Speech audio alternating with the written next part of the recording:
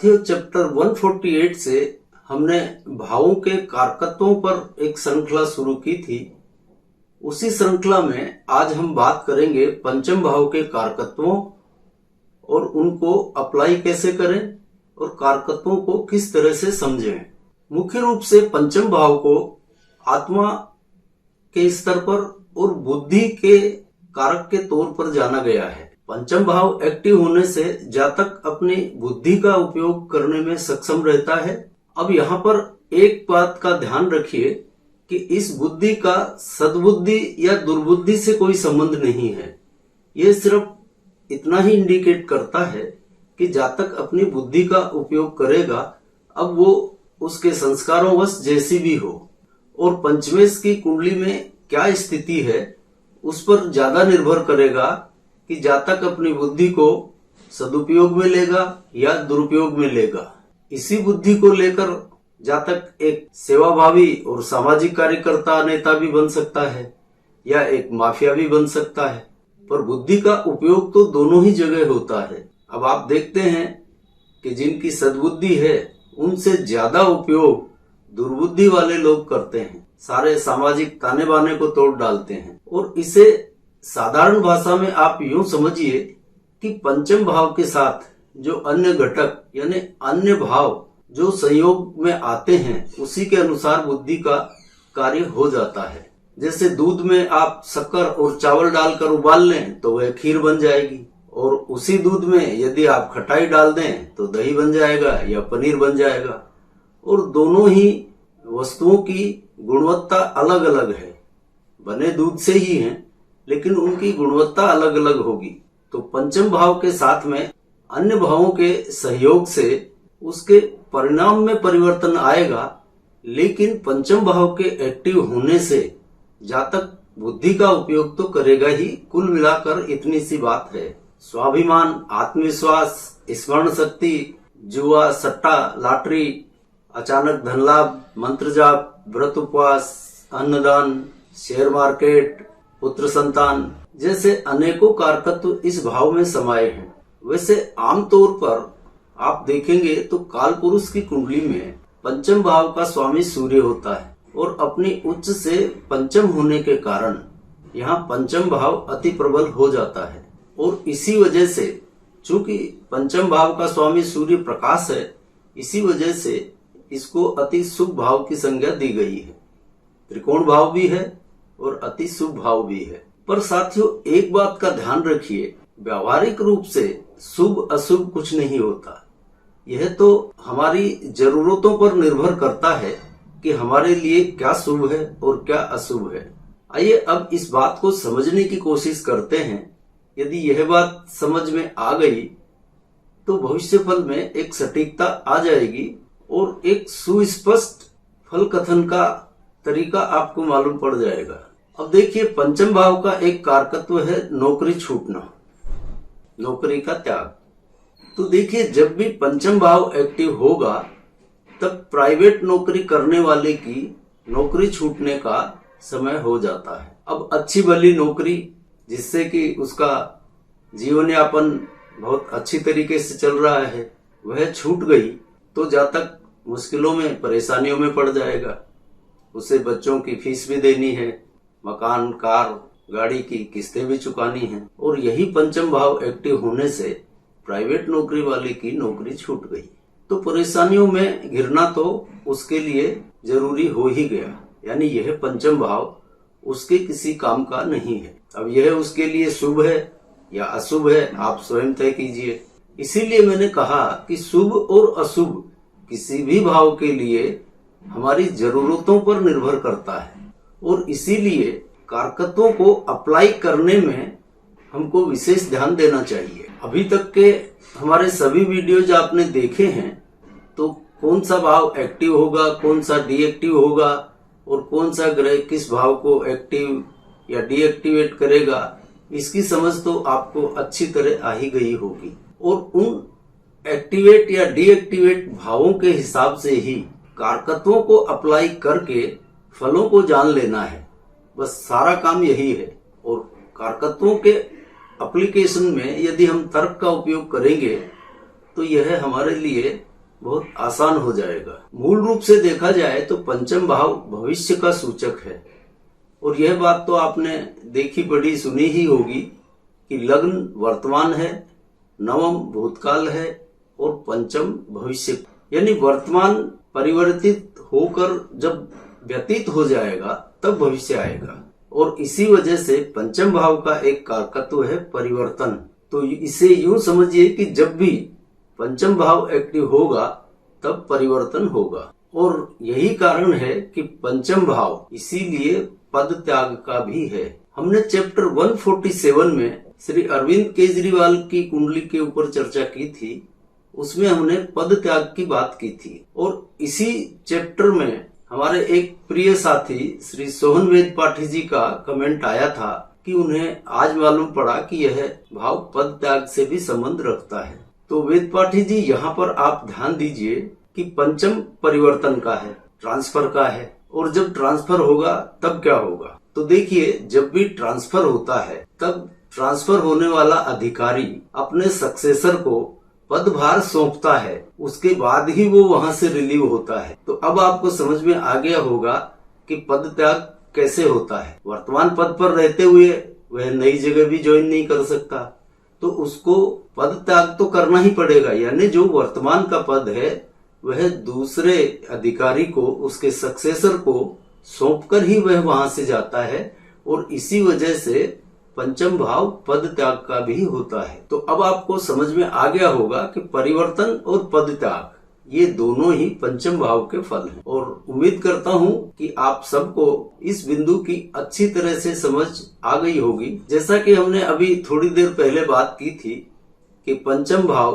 काल पुरुष की कुंडली में सूर्य का होता है, और सूर्य प्रकाश है, इसीलिए पंचम भाव प्रकाश का है। और यह पंचम भाव प्रकाश होने की वजह से ही जातक को रास्ता सुझाने का कार्य करता है, यानी अंधकार से प्रकाश की तरफ। यह एक स्वाभाविक गुण है पंचम भाव का, या कह लें सूर्य का। और एक ज्योतिषी के लिए भी यह प्रकाश अत्यंत आवश्यक है। हमने तृतीय भाव की चर्चा करते समय ज्योतिषी के लिए तृतीय भाव को अत्यंत आवश्यक बताया था, साथ ही तृतीय भाव को भ्रम का भाव भी बताया था। तो देखिए, तृतीय भाव भ्रम देता है, और इसी तृतीय भाव को जब भी पंचम का सहारा मिल जाता है तो यह प्रकाश रूपी पंचम भाव अपने प्रकाश से, अपने ज्ञान से तृतीय भाव की वजह से जो भ्रम था उसे दूर करके सही मार्ग पे ले जाता है, आपके भ्रम को सही दिशा में ले जाता है। यही इसका महत्व है।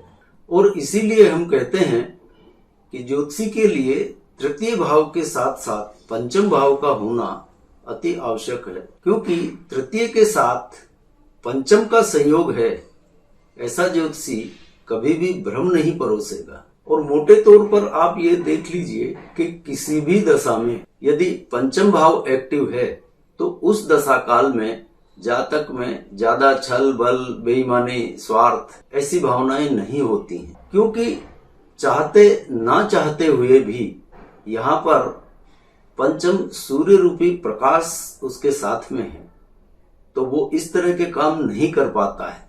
यदि वो चाहे भी तो बहुत मुश्किल होगी उसके लिए। देखिए, तीसरा भाव ज्योतिष सीखने के लिए है, तीसरे भाव का संबंध फलित से नहीं है। अब आपका तीसरा भाव एक्टिव है तो आप ज्योतिष सीख लेंगे, और पंचम भाव है भविष्य का, तो पंचम भाव हुआ भविष्य कथन का। तो तृतीय के साथ जब पंचम का संयोग हो गया तो यह एक बहुत सुंदर स्थिति बन जाती है, और ऐसा ज्योतिषी अपने सीखे हुए ज्योतिष ज्ञान को फलित रूप में परोस देता है, और उसमें कोई छल बल या बेईमानी नहीं होती, क्योंकि उसके पास तृतीय रूपी ज्योतिष ज्ञान जो उसने सीखा है उसको प्रकाश का सहारा, पंचम का सहारा मिल चुका है, तो वह जो कुछ भी है अपनी आत्मा से फलित करेगा। अब देखिए, यदि तृतीय के साथ एकादश भाव का संयोग हो जाए तो क्या होगा। अब यहाँ कालपुरुष की कुंडली में आप देखेंगे कि एकादश भाव में कुंभ राशि, जिसका स्वामी की शनि है, वह पड़ती है, और शनि अंधकार है। ऐसी स्थिति में ज्योतिषी जातक को अंधकार में ही ले जाएगा। तृतीय रूपी ज्योतिष ज्ञान तो है, लेकिन फलित के लिए उसके पास सिर्फ अंधकार है। चूंकि एकादश भाव का संयोग है तो ज्योतिष से वह अपनी इच्छाएं पूरी कर लेगा, धन भी कमा लेगा, पर जातक को कोई स्पष्ट मार्ग नहीं दिखा पाएगा। पंचम भाव का एक और कारकत्व है गर्भधारण का और स्त्रियों में ऋतु चक्र का, यानी मासिक धर्म का विचार इसी भाव से किया जाता है। अब संतान पैदा करने का समय हो और उस समय पंचम भाव एक्टिव है तो यहाँ पर गर्भधारण भी हो जाएगा और इस दशावधि में जातक की पत्नी का मासिक स्राव जो होता है वह भी नियमित रहेगा, एग की स्थिति भी अच्छी होगी और संतान की प्राप्ति भी हो जाएगी। और उस दशा काल में यदि पंचम भाव डीएक्टिवेट है तो यहाँ पर संतान होने की संभावनाएं बहुत कमजोर हो जाती हैं। चाहे पत्नी के पीरियड्स अनियमित हों, एग में कोई समस्या हो या स्वयं जातक में कोई समस्या हो, किसी भी कारण से हो, पंचम भाव डीएक्टिवेटेड है तो वह दशा काल संतानोत्पत्ति के लिए बाधक ही सिद्ध होता है। पंचम भाव का एक और कारकत्व है वादन और नर्तन का। यदि जातक का पंचम भाव एक्टिव है तो निश्चित ही वह किसी म्यूजिकल इंस्ट्रूमेंट के बजाने का शौकीन होगा और नक्षत्रपति द्वारा कुछ स्थितियां बनाई गई हैं तो वह इस पेशे में भी सफल होगा। इसी तरह वह डांस करने में, नर्तन, उसमें भी रुचिवान होगा। यानी पंचम भाव से इन दोनों बातों का संबंध है, यानी पंचम भाव से संगीत का संबंध है। पर यहाँ पर एक बात ध्यान में रखिए कि यह म्यूजिकल इंस्ट्रूमेंट और डांस यानी वादन और नर्तन इन दोनों से है, इस भाव से गायन का संबंध नहीं है। गायन का संबंध द्वितीय भाव इसके साथ संयोग करेगा तो ही होगा, इस बात को ध्यान रखिए। पंचम भाव के साथ द्वितीय भाव यदि एक्टिव हो गया तो वह गायन और वादन दोनों में निपुण होगा, यह पक्का है। मंत्र उपासना का कारकत्व भी पंचम भाव से है। यदि पंचम भाव एक्टिव है तो जातक मंत्र साधना में निपुण होगा और उसमें सफलता भी पा लेता है, मंत्र सिद्धि भी कर सकता है। और पंचम भाव के डीएक्टिवेट होने की स्थिति में शायद उसका मन ही नहीं लगे, वह सोचे ही नहीं कि कोई मंत्र साधना करनी भी है। अन्नदान, व्रत, उपवास, इन बातों का संबंध भी पंचम भाव से ही बनता है। अब अंत में एक दो विशेष कारकत्वों की बात करके हम इस चैप्टर को विराम देंगे। आपने पंचम भाव के कारकत्वों में पढ़ा होगा अनायास धन प्राप्ति और बड़ा रहस्य, इन दोनों पर ही हम बात कर लेते हैं। अब देखिए, जहाँ पर अनायास धन प्राप्ति का सवाल है तो किन्हीं धनदायक ग्रहों द्वारा पंचम भाव एक्टिव किया गया हो तो ऐसे जातक को जुआ, सट्टा, लॉटरी या अन्य किन्हीं भी कारणों से अचानक ऐसा धन मिल जाता है जिसकी उसे कल्पना नहीं थी और जिसकी उसको चाह भी नहीं थी, ऑल ऑफ सडन इसको मिलता है। अब यहाँ पर धनदायक ग्रहों से हमारा क्या मतलब है, इसे भी समझ लीजिए। अब अमूमन ज्योतिष में गुरु और शुक्र को धन का कारक माना गया है, तो यह गुरु और शुक्र से हमारा मतलब नहीं है।